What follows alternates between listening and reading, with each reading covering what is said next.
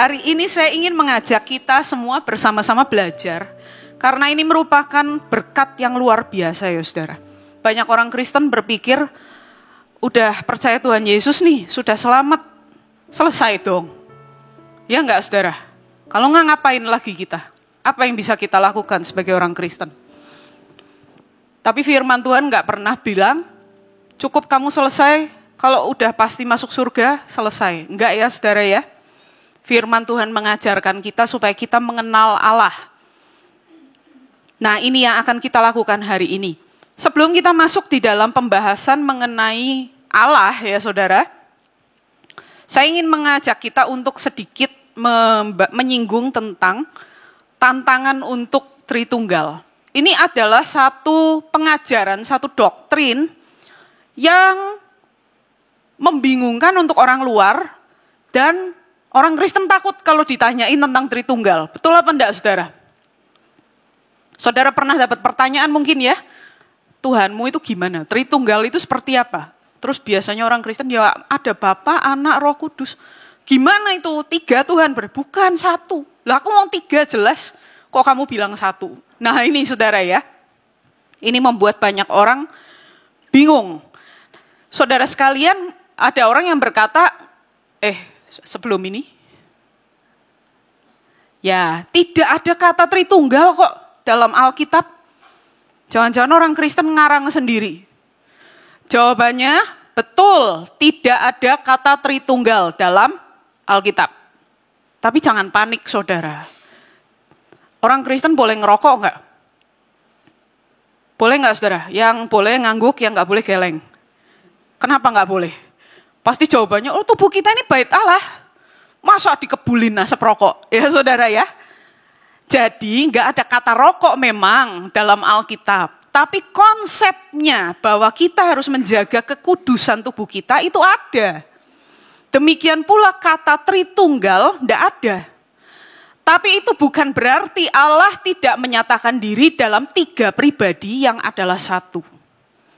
Ya, jadi jangan panik kalau ada yang bilang enggak ada kata Tritunggal. Kemudian, bagaimana mungkin Allah itu Esa kalau ada lebih dari 1 pribadi? Esa itu kan 1. Nah ini nanti kita akan lihat sama-sama ya saudara. Terus yang ketiga, ajaran tentang Tritunggal itu baru ada waktu gereja-gereja kumpul. Acaranya namanya Konsili Nisea tahun 325 dan Konsili Konstantinopel tahun 381. Jangan khawatir saudara, saya tidak bakal pasang tahun-tahun bahasa Yunani, bahasa Ibrani ya. Ini bahasa Indonesia semua saudara. Nah yang ketiga ini enggak benar dan ini yang akan kita lihat nanti ya saudara. Yang nomor 4, ajaran tentang Tritunggal membingungkan dan tidak dapat dipahami. Amin? Enggak ya? Ini yang ngomong pasti nggak pernah baca Alkitab nih. Nggak baca sih, makanya nggak ngerti apa-apa. Yang terakhir, yang disangka Tritunggal oleh orang Kristen adalah Allah, Maria, dan Yesus. Mana ada orang Kristen bilang Maria itu anggota Tritunggal ya saudara ya. Jadi kadang-kadang orang salah paham. Nah ini harus kita luruskan. Member Tritunggal itu eksklusif Bapa, Anak, Roh Kudus. Yang lain nggak bisa masuk, ya saudara. Nah ini sedikit aja, seringkali kita menemukan tantangan-tantangan yang berkaitan dengan iman kita kepada Allah Tritunggal. Hari ini saudaraku, kenapa kita pertemuannya 2 hari? Karena banyak sekali yang bisa dibahas, tapi saya ingin memfokuskan hari ini kita akan belajar mengenai pribadi Allah dalam perjanjian lama. Nah, saudara lebih suka perjanjian lama apa baru? Baru dong. Mana ada orang suka yang lama-lama ya? Kita suka yang baru. Segala perkara bekerja bersama mendatangkan kebaikan. Amin Tuhan. Tapi saudara, kalau enggak ada perjanjian lama, tidak ada perjanjian baru. Dan kita harus tahu dong, Allah kita dalam 2 perjanjian itu sama atau enggak? Jangan-jangan ada yang berpikir Tritunggal baru ada di perjanjian baru. Ada yang mikir seperti itu? Kan di perjanjian lama enggak ada Yesus. Enggak ada Bapa. Jadi belum ada dong Tritunggal. Nah ini keliru ya saudara. Dan ini akan kita lihat pada hari ini. Saya ingin memulai Maaf mau tanya, itu layarnya nggak bisa nyala ya TV-nya? Kok ini yang bisa lihat cuman saya, saudara lihat sini aja ya. Ya, terima kasih Pak Adam. Nah saudara, kita akan mulai dengan ayat ini. Mari kita baca sama-sama ya, Ulangan pasal 6 ayat 5. 1, 2, 3. Kasihilah Tuhan Allahmu dengan segenap hatimu dan dengan segenap jiwamu dan dengan segenap kekuatanmu. Saya mau kasih tahu saudara bahwa Allah yang menciptakan langit dan bumi, Allah yang maha kuasa, yang bisa dan berhak minta apa saja dari kita umatnya, itu dia tidak berkata takutilah Tuhan Allahmu. Dia tidak berkata kasih persembahan. Dia tidak berkata seperti itu. Yang dia katakan adalah kasihilah. Yang Tuhan inginkan itu kasih kita. Ya, uang Tuhan punya banyak. Kekayaan Tuhan punya banyak.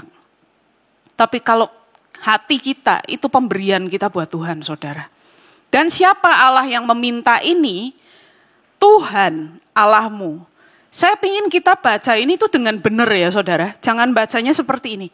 Kasihilah Tuhan Allahmu dengan segenap hatimu. Itu bacanya salah.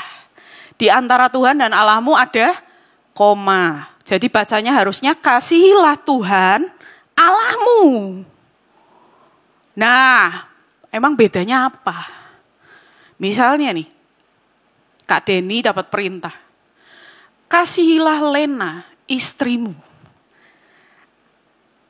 Lena itu apa saudara? Ya istri, iya betul istrinya ya gitu ya. Cuman itu menunjukkan apa? Saudara bingung, Pak Bambang. Pak, kasihlah Bu Yuyun, istrimu. Berarti Yuyun itu apa? Gampang ini jawabannya saudara. Hah? Istrinya, iya istrinya. Nama. Gampang kan? Kalau misalnya Pak Bambang kasihlah Heri. Kan belakangnya pasti bukan istrimu gitu. Karena ini statusnya lain lagi. Nama saudara, Tuhan huruf besar semua adalah nama. Ya, sering kan saudara lihat di dalam firman Tuhan perjanjian lama, Tuhan huruf besar semua, betul ya? Itu nama saudara. Itu bukan sekedar yang menciptakan dunia, bukan, tapi itu sebuah nama. Sama seperti saya punya nama, saudara punya nama. Ini menunjukkan bahwa kita ini beda dengan orang lain. Demikian pula Allah Israel punya nama. Namanya siapa? Tuhan. Tuhan ini di dalam bahasa Ibrani adalah Yahweh. Ya saudara, itu namanya.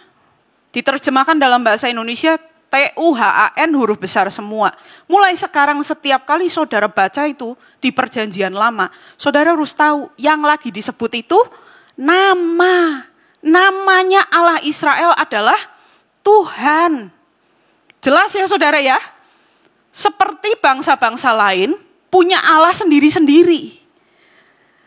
Bangsa Babel punya Allah, namanya siapa? Marduk. Bangsa Mesir punya Allah, namanya siapa? Ra.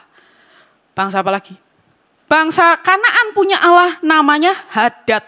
Baal Hadad. Baal artinya Tuhan, saudara.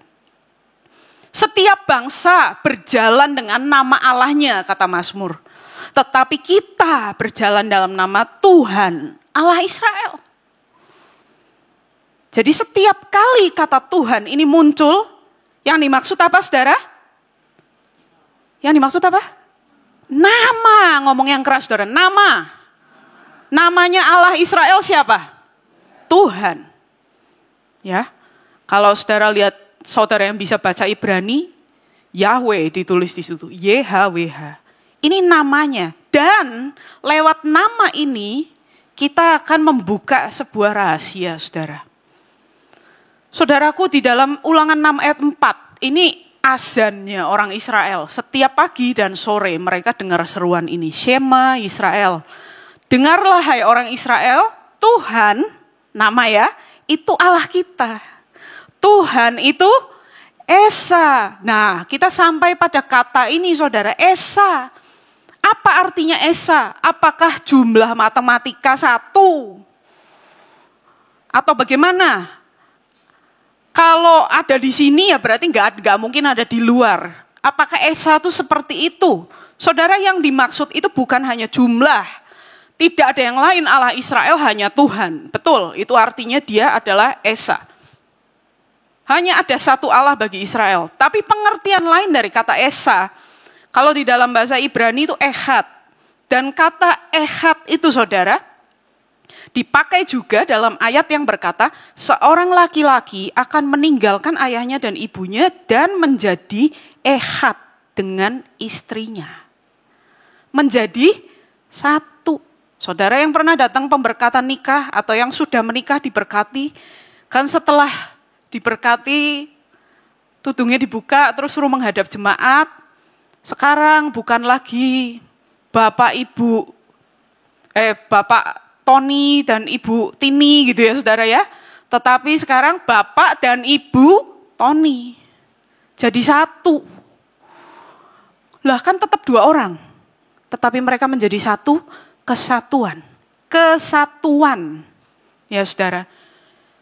Satu yang gak bisa dipisah-pisah. Itu juga artinya Esa. Bukan cuma jumlah matematis satu. Dan selain itu ketika dikatakan Tuhan itu Esa, ini juga berarti hanya Tuhan itu yang boleh pakai nama itu. Hanya Tuhan yang boleh menyandang nama Tuhan. Saudara di sini yang punya binatang peliharaan, misalnya saudara beli anjing kecil lucu gitu ya, kasih nama apa? Warnanya hitam, kasih nama apa saudara? Blackie. Gampang ya. Putih, ya whitey, ya piye lah ya. Tapi kan gak mungkin saudara beli anjing, lalu saudara kasih nama Margono Yuwono gitu. Itu nama manusia, bukan nama binatang. Binatang tidak layak untuk bawa nama manusia. Ya, yang modelnya Alexander, terus siapa Brian, itu nama manusia saudara. Kalau dipakai buat nama binatang, orang akan ngawur nih orang. Nama orang kok ditaruh ke binatang. Ngerti ya? Yang boleh memakai nama Tuhan hanya Dia. Kenapa? Karena Tuhan itu pencipta. Semua yang lain kodratnya di bawah Tuhan. Tidak ada yang boleh pakai nama Tuhan. Nah ini saudara. Jadi hanya Tuhan satu-satunya yang layak membawa nama itu. Maka Tuhan berkata di dalam Yesaya 42 ayat 8. Aku ini Tuhan, itulah namaku. Aku tidak akan memberikan kemuliaanku kepada yang lain atau kemasyuranku kepada patung. Perhatikan saudara, aku Tuhan itulah namaku. Nama disamakan dengan kemuliaanku dan kemasyuranku. Karena di dalam nama Tuhan itu ada dirinya. Identitasnya, karakternya. Saudara sekalian, kita kalau hari Minggu kan suka nyanyi ya. Apa ya? Namamu besar, seperti namamu besar dan layak dipuji. Maksudnya apa? Mana ada sih nama besar? Tapi karena yang dimaksud itu bukan sekedar kata berupa nama. Yang kita maksud adalah Tuhan yang punya nama itu adalah Tuhan yang besar. Namanya menjelaskan kemuliaannya, kemasyurannya. Makanya makhluk lain gak boleh pakai nama itu. Bisa diikuti ya saudara? Nah, apalagi patung. Itu patung Baal saudara. Tapi Baal apa saya gak ngerti. Orang Mesopotamia kuno itu punya kepercayaan seperti ini. Bikin patung, setelah itu nanti diupacarakan. Upacaranya namanya mispi, yang artinya pembukaan mulut saudara. Diupacarakan, mulutnya dibuka dalam tanda kutip ya. Roh dewa akan masuk dan patung itu menjadi dewa tersebut. Ada orang Israel, setelah kerajaan Israel pecah, yang utara itu banyak melakukan hal itu. Mereka bikin patung, diupacarain, terus mereka bilang, Yahweh, Tuhan, masuk ke patung itu, dan patung itu jadi Yahweh. Tuhan keras ngomong, aku tidak akan memberikan namaku kepada patung, ke malaikat aja enggak, ke manusia enggak, ini malah ke benda mati, kok kurang ajar sekali. Nah jadi, Kita harus ngerti ini, saudara. Nama Tuhan itu sangat berharga. Makanya orang Israel dikasih perintah, jangan menyebut nama Tuhan Allahmu dengan sembarangan.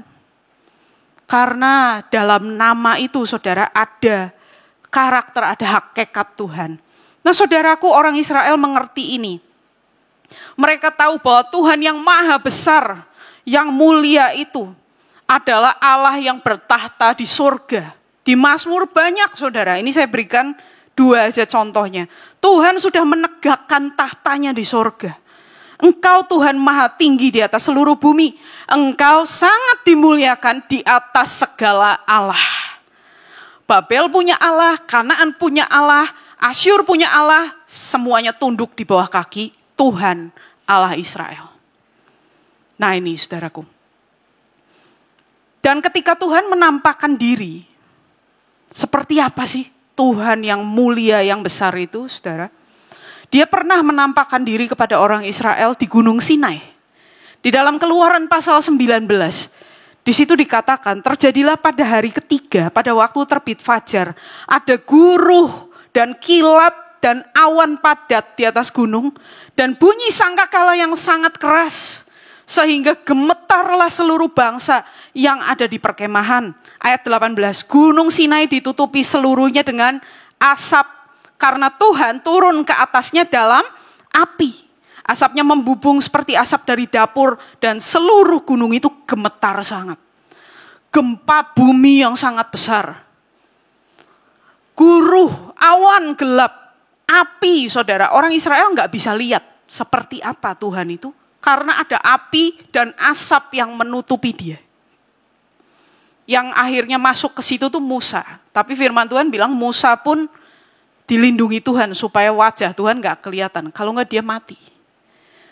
Ngeri sekali, saudara. Bunyi sangkakala yang sangat keras, gempa bumi, api seperti itu, asap. Waduh, itu kalau kita ya udah lari kemana-mana ya, saudara. Orang Israel sangat ketakutan dan pengalaman ini mereka ingat terus. Kalau saudara lihat di dalam perjanjian lama, kombinasi yang warna biru itu, saudara. Guruh, kilat, awan, bunyi sangkakala, asap, api, gempa bumi. Itu tandanya Tuhan datang. Dan itu menakutkan. Dari surga dia turun. Gempa semua, bumi tidak kuat untuk menampung Tuhan. Seperti itu. Tapi saudaraku, kita ingat tadi ya, perintah yang utama yang Tuhan berikan. Kasihilah Tuhan Allahmu. Bagaimana bisa mengasihi Tuhan kalau dia datang kondisinya seperti ini? Takut orang Israel. Sampai mereka bilang pada Musa, kami tidak berani dekat-dekat, kamu aja sana yang ketemu sama Tuhan. Tuhan membuat cara, saudara. Melalui satu sistem yang namanya bait suci. Supaya dia bisa tinggal di tengah-tengah umatnya. Saudaraku, Tuhan itu nggak suka jauh-jauh dari umatnya. Jadi saudara jangan pikir ya, Tuhan nggak mau dekat sama aku. Itu tipu daya iblis. Sementara orang Israel hidup seperti itu aja, Tuhan mau tinggal di tengah mereka. Dia bikin aturan, kamu bikin bait suci, bangun bait suci, lalu dia bikin peraturan yang namanya keimaman, imamat. Supaya ada orang-orang yang bisa jadi perantara. Agar orang Israel bisa mendekat, walaupun masih di pelataran, gak bisa masuk. Tapi paling enggak, sedikit lebih dekat dengan Tuhan. Karena dia begitu ingin dekat dengan umatnya. Itu Tuhan kita, saudara. Itu Allah Israel. Tapi saudaraku, apakah hanya seperti itu perjumpaan orang Israel dengan Tuhan? Sebagian orang Israel tuh ya cuman lihat bait suci dari jauh. Mereka gak boleh masuk. Apalagi yang perempuan. Masuk ke pelataran aja gak boleh. Mereka cuman lihat aja itu tuh bait sucinya. Seperti itu, gak bisa lebih dekat lagi. Tapi saudaraku, Tuhan menginginkan persekutuan dengan umatnya. Dan ini dia lakukan. Tuhan sendiri yang melakukannya. Dengan cara dia menyatakan pribadinya kepada orang Israel. Dan ini yang akan kita lihat lebih jauh. Saudara ingat tadi ya, Tuhan ketika dia datang, terjadi gempa bumi, awan gelap, kilat, bunyi sangkakala yang keras, ngeri lah pokoknya, geger dan menakutkan sekali. Tapi sekarang kita akan melihat bagaimana Tuhan berinteraksi dengan umatnya dengan cara yang lain. Kita akan melihat penyataan pribadi Tuhan. Yang pertama, saudara, itu yang tadi, yang menampakkan diri di Sinai. Dan yang kedua adalah yang namanya Roh Tuhan. Saya mengingatkan bahwa firman Tuhan berkata, aku ini Tuhan, itu namaku, aku tidak akan memberikan kemuliaanku kepada yang lain. Yang kodratnya lebih rendah dari aku, tidak boleh. Nama Tuhan hanya milik Tuhan, hanya Dia yang berhak. Karena itu ketika saudara melihat sesuatu, belakangnya ada nama Tuhan, di situ ada sesuatu yang harus kita perhatikan. Di Alkitab ada banyak roh. Ada roh tenung, ada roh dusta, roh ini dan roh itu. Tapi ada satu roh yang berbeda dengan itu semua. Karena roh itu punya nama Tuhan. Kalau kodratnya tidak sama dengan Tuhan, maka dia tidak bisa pakai nama Tuhan. Ya, bisa dimengerti ya saudara? Nah, kita akan melihat apa yang Perjanjian Lama katakan tentang roh Tuhan. Satu ayat ya saudara, di dalam Yesaya 11 ayat yang kedua. Di situ kita melihat firman Tuhan berkata, roh Tuhan akan ada padanya. Pada seorang hamba Tuhan yang kemudian disebut Mesias, tapi itu enggak kita bahas hari ini. Roh Tuhan akan ada padanya, roh hikmat dan pengertian, roh nasihat dan keperkasaan, roh pengenalan dan takut akan Tuhan. Dari ayat ini saudara muncullah sebuah pengajaran mengenai yang istilahnya adalah ketujuh roh Allah. Karena di situ disebutkan 7 ya, roh Tuhan, roh hikmat dan pengertian, roh nasihat dan keperkasaan, roh pengenalan dan takut akan Tuhan. Kenapa jumlahnya 7? Karena angka 7 melambangkan kesempurnaan. Saudara, hikmat itu milik siapa? Milik Tuhan. Ada yang lebih berhikmat dari Tuhan? Tidak ada. Ya. Pengertian itu milik Tuhan. Siapa penasehat ajaib? Tuhan. Siapa yang perkasa, punya kekuatan dan keperkasaan yang tidak tertandingi? Tuhan. Siapa yang mengenal isi hati Tuhan? Ya Tuhan sendiri. Siapa yang ngerti isi hati saudara? Kan saudara sendiri ya. Nah saudara, karena itu ini semua menunjukkan bahwa roh Tuhan, adalah Allah. Dia itu ilahi. Firman Tuhan katakan, roh Tuhan itu menciptakan saudara.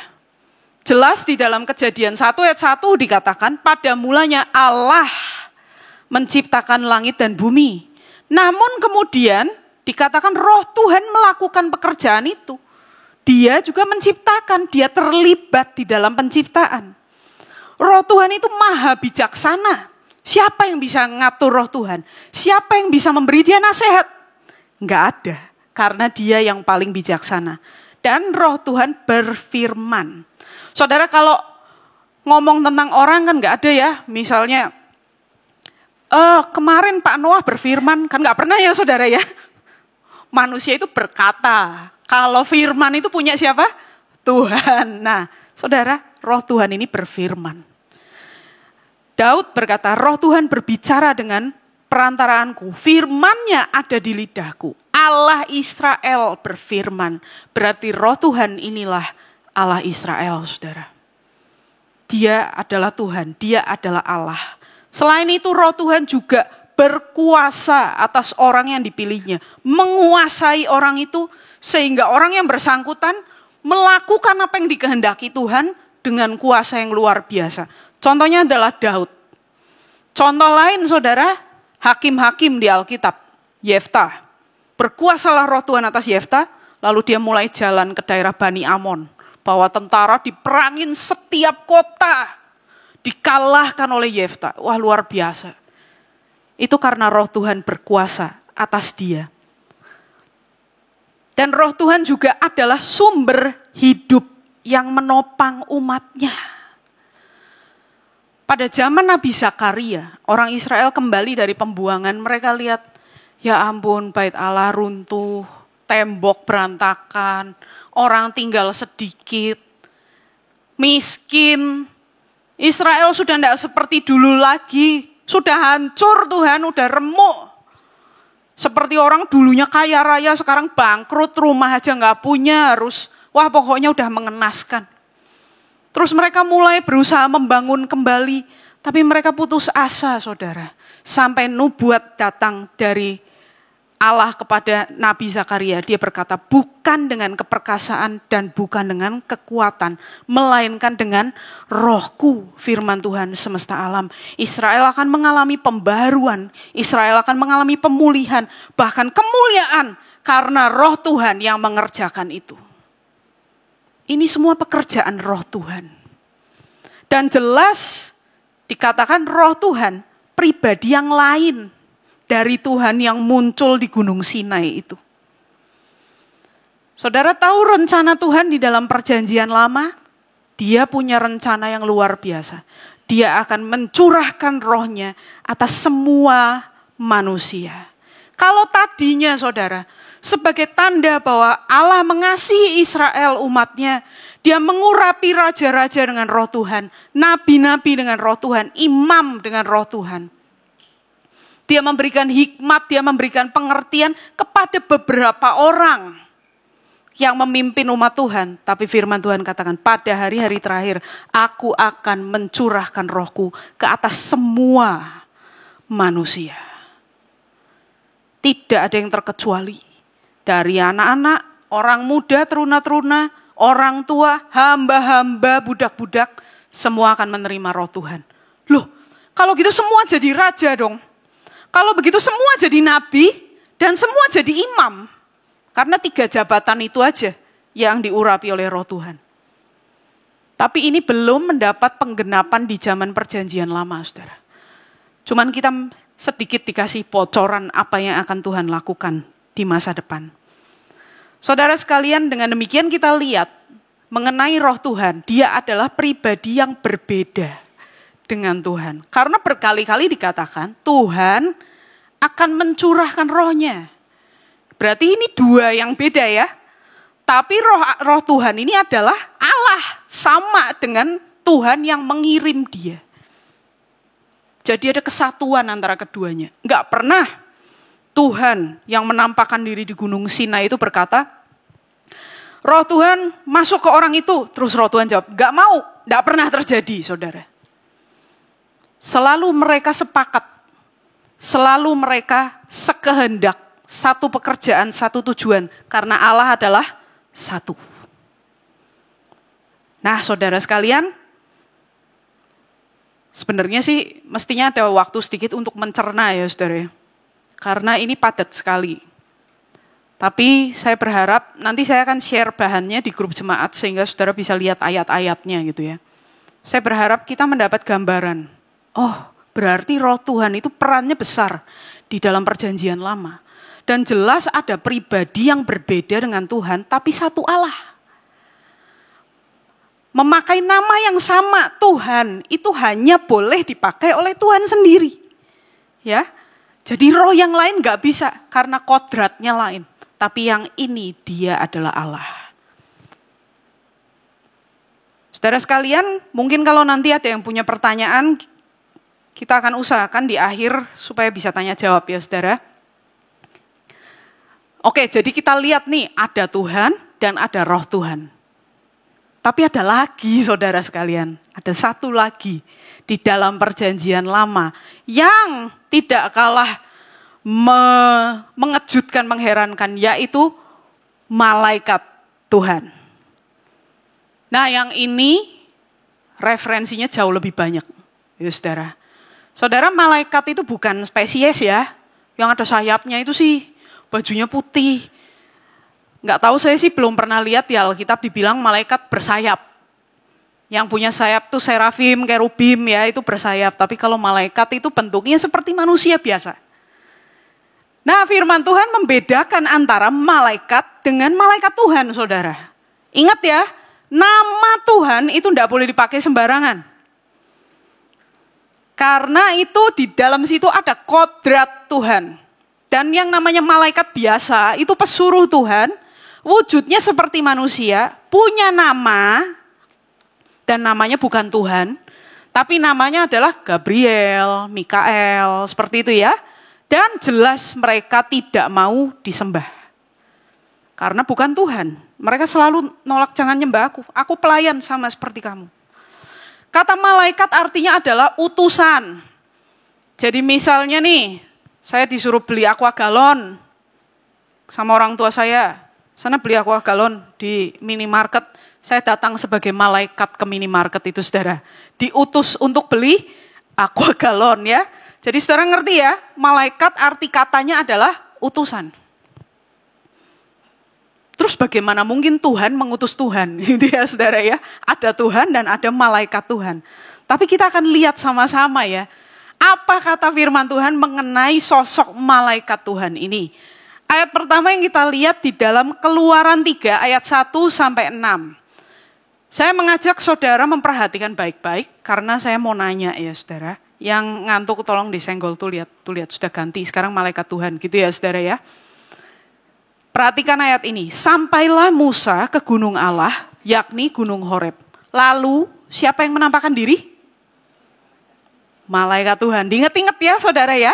Malaikat Tuhan menampakkan diri kepadanya di dalam nyala api yang keluar dari semak duri. Jadi saudara yang di sekolah minggu lihat gambar Musa, ada api, semak-semak, tapi nggak ada orangnya. Itu gambarnya salah, saudara. Harusnya di situ ada orang. Ya, malaikat Tuhan menampakkan diri jelas ya, saudara ya. Ayat berikutnya. Musa berkata, baiklah aku menyimpang ke sana untuk memeriksa penglihatan yang hebat itu. Ayat 4. Ketika dilihat siapa? Tuhan. Tadi siapa? Malaikat Tuhan. Sekarang siapa? Tuhan. Bahwa Musa menyimpang untuk memeriksanya, berserulah siapa saudara? Allah. Jadi yang ada di situ tuh siapa? Kok saya baca ini sering kok enggak ngeh ya gitu ya. Bahwa subjeknya berubah-ubah terus. Tadi malaikat Tuhan. Kemudian jadi Tuhan. Kemudian Allah. Oke lah, Tuhan dan Allah ini sama. Karena Allah Israel namanya Tuhan. Lah tapi yang ini siapa? Ini ya saudara. Saudara gak usah bingung.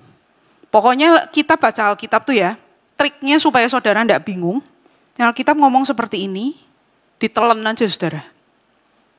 Nanti pelan-pelan Tuhan akan membuka pengertian kita. Oke, jadi ada yang namanya malaikat Tuhan. Di ayat-ayat berikutnya dia disamakan dengan Tuhan. Dan Tuhan adalah nama Allah. Ya. Lanjut saudara. Lalu ia berfirman, janganlah datang dekat-dekat.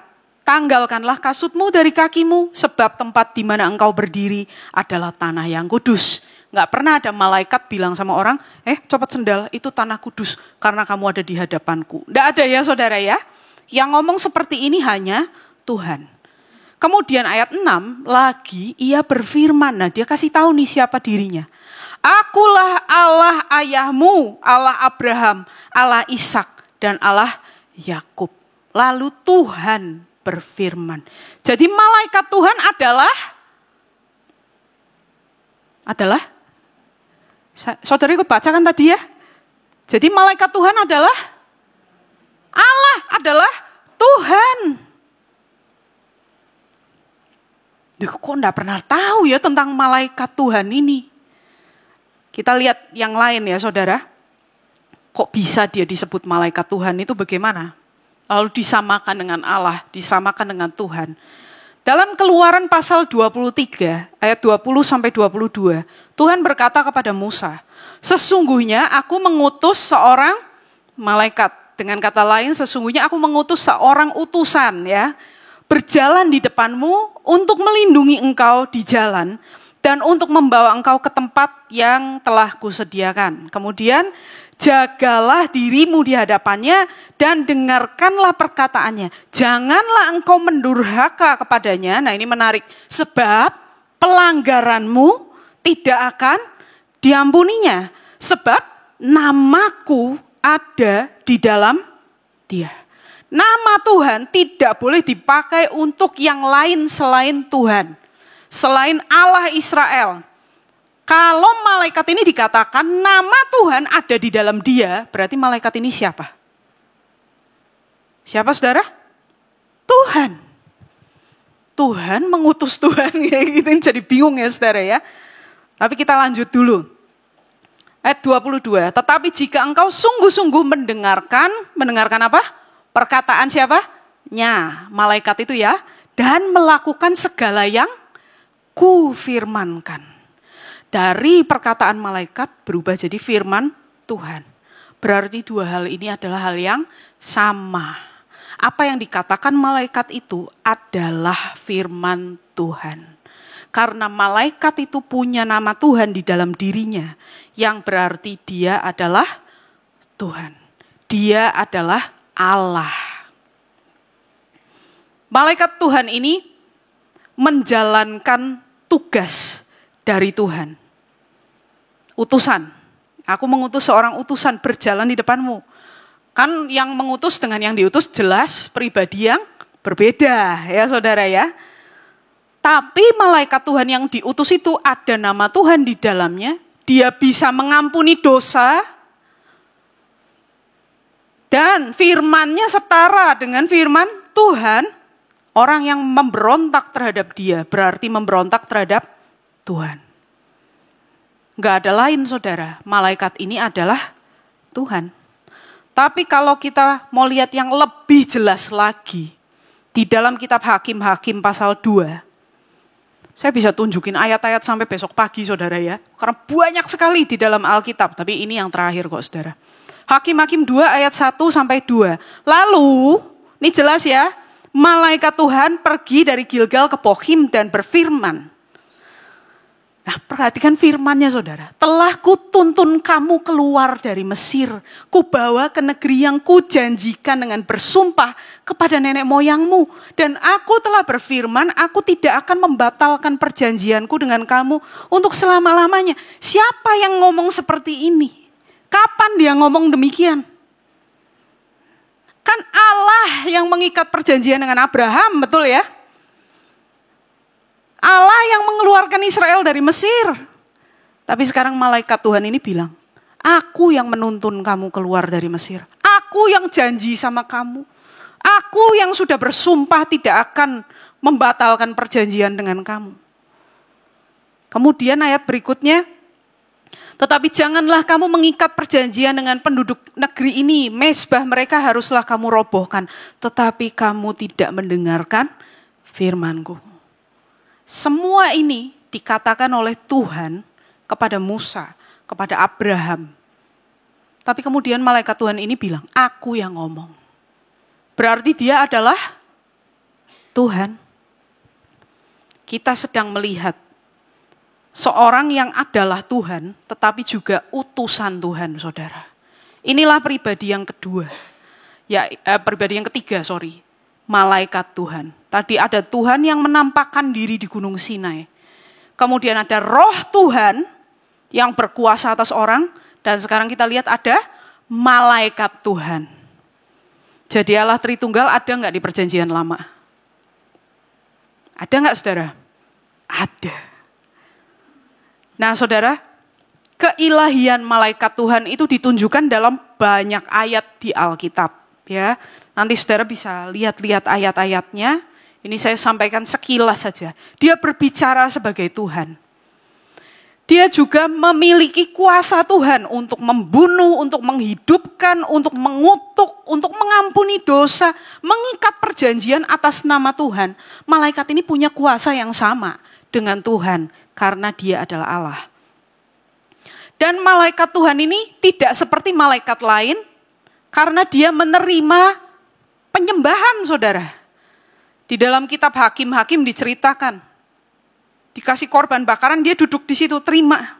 Ya, terus disentuh dengan tongkatnya, terbakar habis. Dan dia hilang bersama dengan asapnya itu. Wah, gak ada malaikat lain yang menerima penyembahan seperti itu. Dan kalau saudara lihat dalam Maleakhi pasal yang ketiga ayat 1.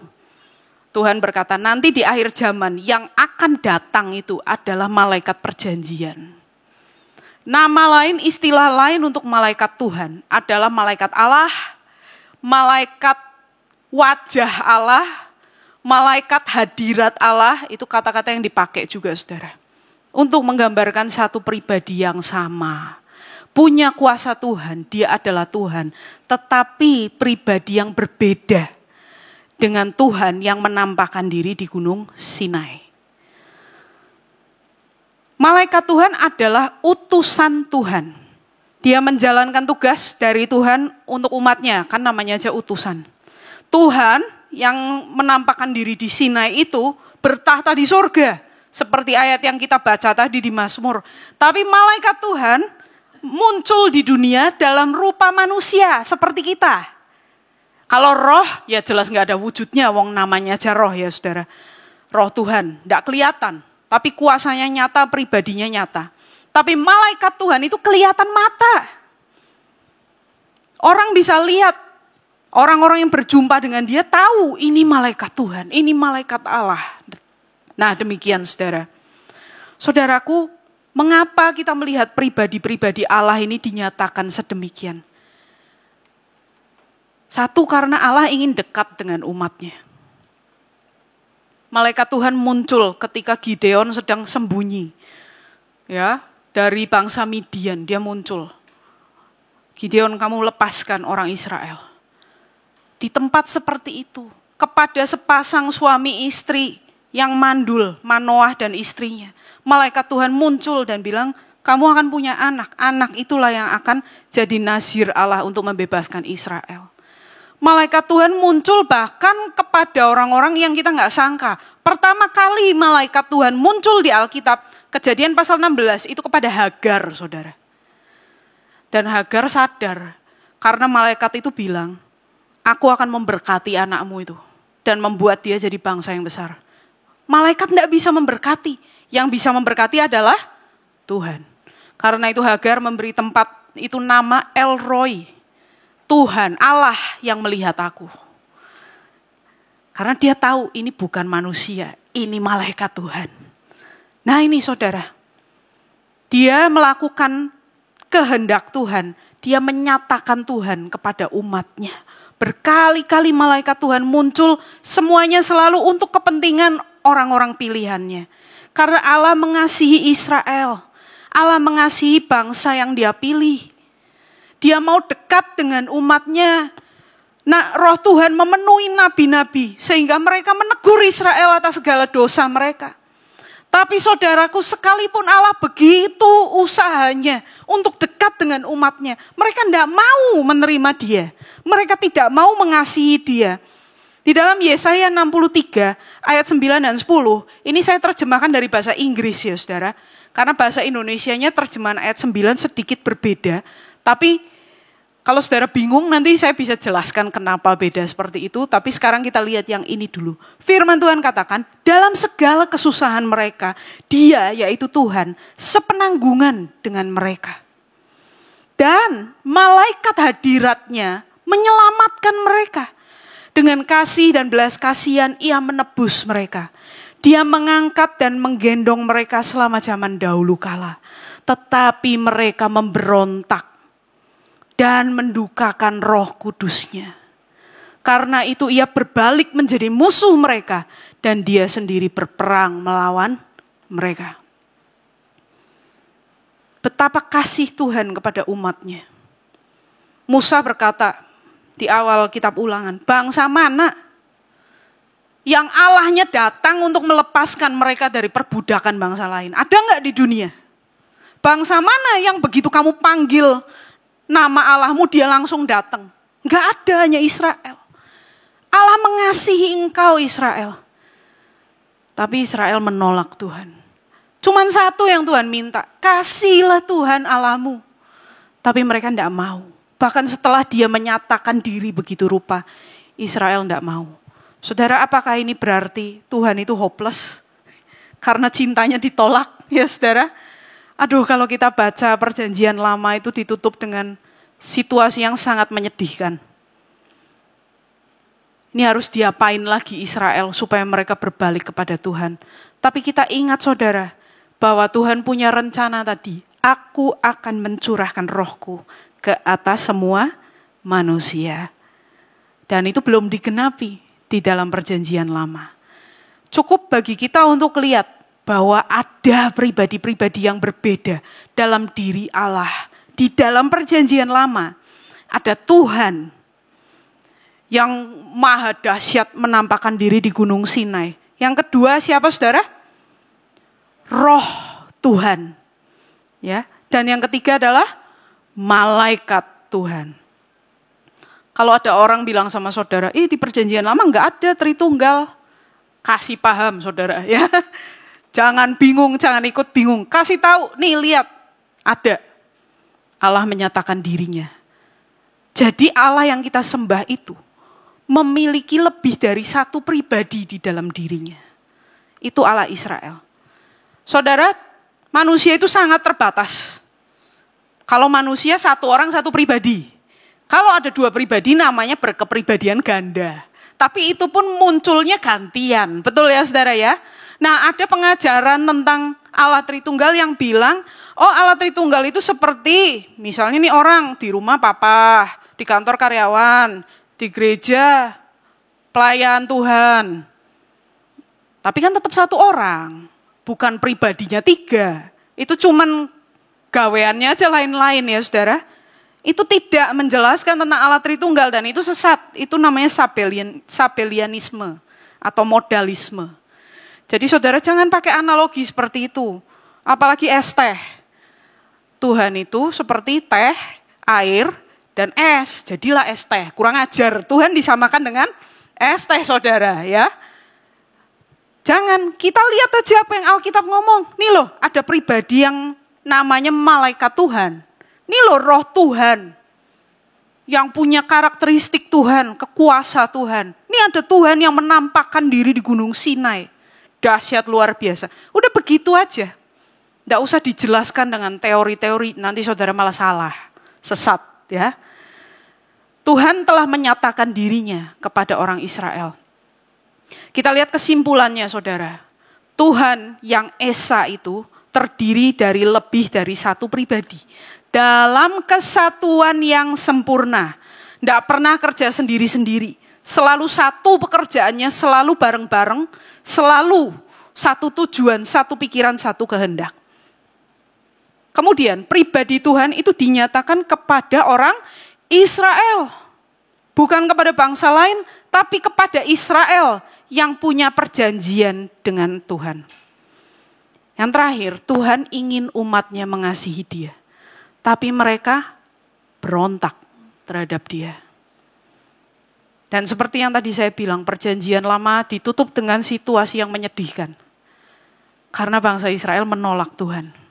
Tuhan sudah menyatakan dirinya luar biasa. Tapi mereka tetap tidak percaya.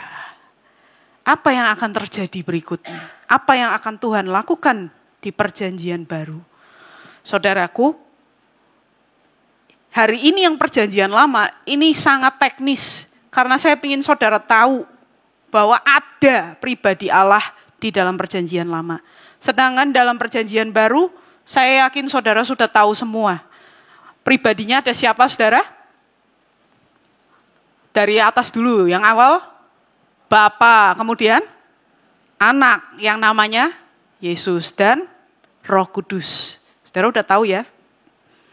Tapi besok kita akan lihat apa yang dia lakukan untuk kita dengan pribadinya itu. Apa hubungannya gitu dengan kita. Nah, saudara sekalian, saudara mungkin kalau yang punya pertanyaan bisa disiapkan ya saudara. Kalau berkaitan dengan topik ini, kita akan usahakan jawab. Ya. Tapi kalau di luar topik, nanti saya pending dulu ya saudara. Sebelum kita ke pertanyaan, kalau ada, saya ingin mengajak kita untuk hati-hati ya. banyak ajaran sesat tentang Allah. Tadi yang sudah saya singgung tuh nomor 2, modalisme. Di rumah di rumah papa, di kantor karyawan, di mana apa. Nggak, Allah Tritunggal bukan seperti itu. Ya. Terus yang nomor 4 itu es teh itu tadi ya saudara ya. Jangan berani-berani menyamakan Tuhan dengan es teh ya. Kodratnya lain, ingat jangan kurang ajar sama Tuhan. Kemudian ada lagi nomor 1, ada 3 Allah. 1 namanya Bapa, 1 Anak, 1 Roh Kudus. Ini namanya triteisme, bukan Tritunggal, tapi triteisme. Dari kata tri, 3, theos, Allah. Itu juga sesat. Karena hanya ada 1 Allah. Menyatakan diri dalam 3 pribadi, itu yang benar. Ya. Kemudian nomor 3, ajaran yang sesat juga, Roh Tuhan itu ciptaan. Jelas kita lihat ya, tidak seperti itu. Karena firman Tuhan berkata tadi dia adalah roh hikmat dan pengertian. Dalam kitab Amsal dikatakan hikmat itu udah ada sebelum dunia dijadikan. Bahkan dengan hikmat Allah meletakkan dasar bumi. Jadi tidak mungkin Roh Kudus itu ciptaan. Ya. Sampai di sini saudara,